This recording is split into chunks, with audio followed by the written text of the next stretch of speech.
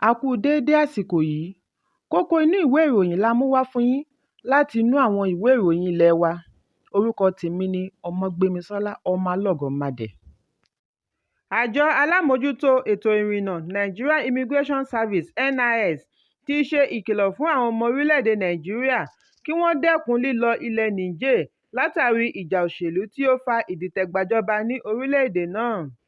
Olùdarí ẹnubodè Jibia fún àjọ NIS ìpínlẹ̀ Katsina, Mustapha Sani, ni ó gbé ìkìlọ̀ yìí jáde ní àná Ọjọ́bọ̀. Nígbà tí ó ń sọ̀rọ̀ níbi àjọyọ̀ ayẹyẹ 60 ọdún NIS, ni Sani sọ wípé kí ọmọ orílẹ̀-èdè gbé ìlú wọn, kí wọ́n má gbìyànjú àti rìnrìn àjò lọ ilẹ̀ Niger títí gbogbo rògbòdìyàn ọ̀hún yóò fi rọlẹ̀. Ó fi kún un wípé àwọn ti ṣetán láti dá ọmọ Niger tí ó bá gbìyànjú àti rìnrìn àrè wọ orílẹ̀-èdè Nàìjíríà padà sí ìlú wọn. Ó ní àwọn yóò rán àwọn òṣìṣẹ́ wọn láti lọ mójútó ẹnu ibodè Katsina kí ẹnikẹ́ni má bàa rìnrìn àrè wá láti Niger Republic. Ẹ̀kúnrẹ́rẹ́ ìròyìn yìí wà nínú ìwé ìròyìn The Guardian tó jáde lónìí. Àjọ elétò ìdánwò National Examination Council (NECO) ti sọ wípé kò dín ní mílíọ̀nù kan lé nígba 1.2 million iye àwọn akẹ́kọ̀ọ́ tí ó fi orúkọ sílẹ̀ fún ìdánwò NECO ọdún yìí tó ń lọ lọ́wọ́. Nínú àtẹ̀jáde tí olórí agbẹnusọ Azeez Sani gbé jáde lónìí ni ó ti sọ wípé ọ̀gá àgbà fún àjọ NECO, akàwé gboyè Dantani Ibrahim Wushishi, ni ó jẹ́ kí ó di mímọ̀ lónìí ní ìpínlẹ̀ Plateau nígbà tí ó ń ṣe àyẹ̀wò káàkiri ilé-ìwé. Ó ní akẹ́kọ̀ọ́ ọkùnrin tí ó fi orúkọ sílẹ̀ jẹ́ 601.074 nígbà tí akẹ́kọ̀ọ́ obìnrin jẹ́ 504.814. Wushishi fi ìtẹ́lọ́rùn rẹ̀ hàn sí bí ètò ṣe ń lọ ní ibùdó ìdánwò káàkiri orílẹ̀-èdè pẹ̀lú èsì tí wọ́n fi ránṣẹ́ sí i. Ó ní ìdánwò ọdún 2023 tí yóò wá sópin ní ọ̀sẹ̀ tí ó ń bọ̀ jẹ́ èyí tí ó lọ létòlétò jùlọ. Akàwé gboyè ní oríṣiríṣi ìgbésẹ̀ ni àwọn gbé kí ó má bàa sí màdàrú nínú ètò ìdánwò. Ẹ̀kúnrẹ́rẹ́ ìròyìn yìí wà nínú ìwé ìròyìn Vanguard tó jáde lónìí.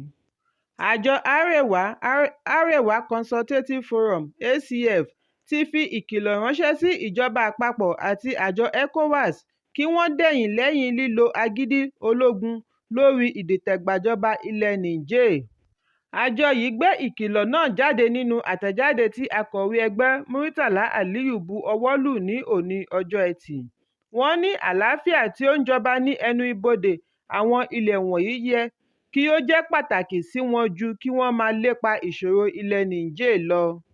Bí ó tilẹ̀ jẹ́ wípé wọ́n ṣe lòdì sí ìdìtẹ̀gbàjọba tí ó wáyé ní ọjọ́ 26 oṣù keje tí ológun Abdurrahman Chiani pète rẹ̀, síbẹ̀ Aliyu pe àgbáríjọ olórí ilẹ̀ Áfíríkà àti àjọ ECOWAS láti jíròrò pẹ̀lú àwọn adìtẹ̀gbàjọba gẹ́gẹ́ bí èyí ṣe jẹ́ ọ̀nà kan gbòógì láti dá ìjọba tiwantiwa padà sí orílẹ̀-èdè. Wọ́n tẹ̀síwájú wípé lílo agbára tàbí agídí ṣe lòdì sí àwọn wọ̀nyí lè dá rúgúdù sílẹ̀ káàkiri agbègbè ECOWAS. Ẹ̀kúnrẹ́rẹ́ ìròyìn yìí wà nínú ìwé ìròyìn Vanguard tó jáde lónìí. Òṣìṣẹ́ ilé ìgbìmọ̀ ìjọba ìpínlẹ̀ Delta, John Ajeke Okpogene, ti rí ẹ̀wọ̀n ọdún 2 he látàrí ìwà ìkówó oṣù jẹ tí iye rẹ̀ lé ní mílíọ̀nù 4.5 náírà (14.5 million naira). Àjọ alámòójútó ìwà ìbàjẹ́ Independent Corrupt Practices and Other Related Offences Commission (ICPC) ni ó fi ẹ̀sùn kan Okpogene sí ilé-ẹjọ́ gíga ìlú Asaba. Ẹ̀sùn oníkókó kan ni ICPC gbé sí iwájú adájọ́ Onomemacha Umukoro, tí ilé-ẹjọ́ gíga ìlú Asaba fi tako Okpogene wípé ó ń gba owó oṣù láti ilé ìgbìmọ̀ ìpínlẹ̀ Delta àti ìjọba ìbílẹ̀ Gúúsù Ughelli. Agbẹjọ́rò fún àjọ ICPC, Abilékọ S. Chibuzo, sọ fún ilé-ẹjọ́ wípé afẹ̀sùnkàn náà fi ọ̀nà àlùmọ̀kọ́rọ́yí gba owó tí iye rẹ̀ tó 14,525,550 owó ọ̀nà méjì fún ọdún 4 láti ilé ìgbìmọ̀ àti ìjọba ìbílẹ̀. Wọ́n ní ó ṣe ẹ̀ṣẹ̀ yìí nígbà tí ó ń ṣiṣẹ́ gẹ́gẹ́ bí òṣìṣẹ́ ìjọba ìpínlẹ̀ àti alábòójútó kánsẹ́lọ̀ Supervisory Councillor pẹ̀lú ìjọba ìbílẹ̀ Gúúsù Ughelli lẹ́ẹ̀kan náà. Nínú àwíjàre rẹ̀, Akpongene jiyàn wípé òun kò mọ̀ wípé ẹ̀ṣẹ̀ ni kí èèyàn máa ṣiṣẹ́ fún ìjọba ní ọ̀nà méjì kí ó sì máa gba owó oṣù ní ọ̀nà méjèèjì. Nínú ìdájọ́ rẹ̀ ni adájọ́ Marshal Umukoro ti rán ní ẹ̀wọ̀n ọdún 2 tàbí kí ó san owó ìtanràn tí í ṣe náírà 500,000. Ẹ̀kúnrẹ́rẹ́ ìròyìn yìí wà nínú ìwé ìròyìn Daily Post tó jáde lónìí. Àjọ alámòjútó pápákọ̀ òfurufú the Federal Airports Authority of Nigeria (FAAN) ti fagilé iṣẹ́ àwọn ọlọ́kọ̀ taxi ní pápákọ̀ Nnamdi Azikiwe ìlú Àbújá. Adarí ìròyìn Abdullahi Yakubu Funtua ni ó sọ eléyìí di mímọ̀ láìpẹ́. Ìdádúró tí ó bẹ̀rẹ̀ lánàá Ọjọ́bọ̀ ní àjọ FAAN sọ wípé ó tẹ̀lé ìjà ẹlẹ́gbẹ́jẹgbẹ́ tí ó wà láàrin àwọn ẹgbẹ́ ọlọ́kọ̀ taxi ní pápákọ̀.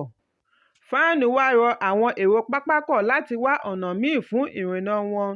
Àtẹ̀jáde náà kà wípé ìdádúró wáyé látàrí àìlèyanjú fàákájà láàrin àwọn ẹgbẹ́ onítaxi. Ẹ̀kúnrẹ́rẹ́ ìròyìn yìí wà nínú ìwé ìròyìn Daily Post tó jáde lónìí.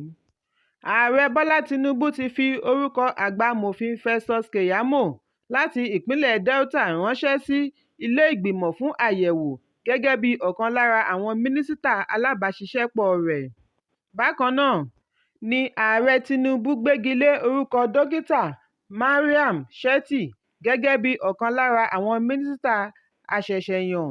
Ó rọ́pò rẹ̀ pẹ̀lú Maria Mahmood Bunkure láti ìpínlẹ̀ Kano láì sọ ìdí pàtàkì tí ó fi ṣe eléyìí. Ẹ̀kúnrẹ́rẹ́ ìròyìn yìí wà nínú ìwé ìròyìn The Nation tó jáde lónìí.